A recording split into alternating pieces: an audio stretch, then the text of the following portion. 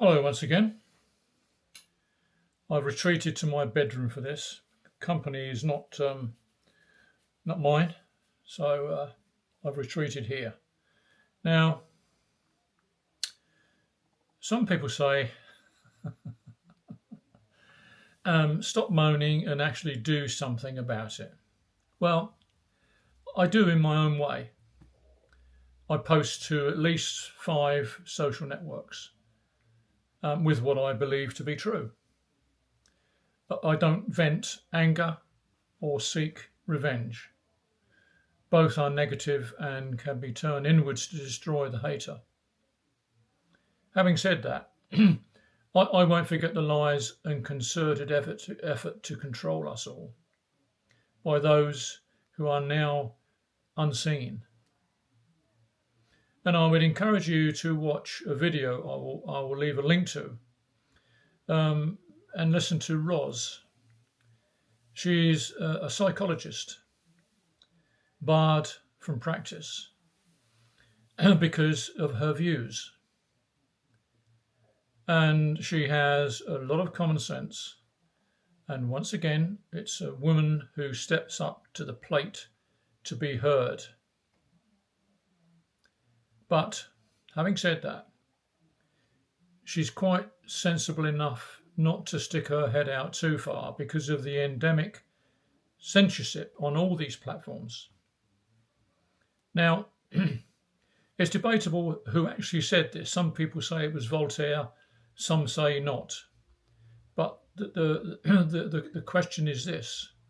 I may not agree with you, and I may not agree with what you say, but I will defend to the death your right to say it. but the saying is falling into the trap of wokeism, where the mantra, the modern mantra is, you can say exactly what you want as long as you don't offend me or anyone. Just remember this. Just because you're offended doesn't make you right. It never will.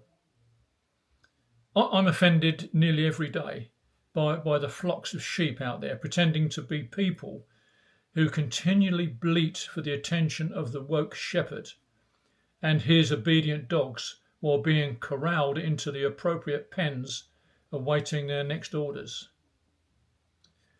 Why the hell people assume this act of contrition is beyond me? I don't understand it. Why not just think for yourself and think critically? But I guess some folk just enjoy being led, no matter who it is, and they go along by questioning absolutely nothing. Now, I was mainly raised by my Victorian grandmother, who was a Bible basher. And she put me off religion for a long, long time. But she was also a critical thinker. And one day I called her out and said, Gran, you're wrong, because in the newspaper it said this. And she said to me, 90% of what you read in a newspaper is just someone's opinion. And very often that opinion is wrong. Now that's always stuck with me and proved to be a valuable asset and sound advice. Thanks, Gran, wherever you are.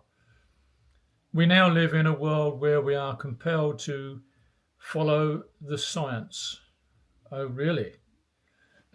Is that the science of silicone breast implants that went wrong? Or the HIV tainted blood in the 80s? Or thalidomide birth defects in the 60s? Or the meningitis outbreak in 2012 caused by contaminated epidural steroid injections?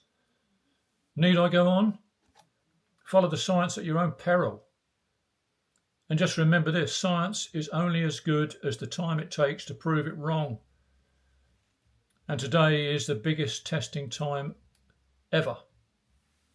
And I'll leave you to listen to this very sensible lady in conversation with Dr. John Campbell.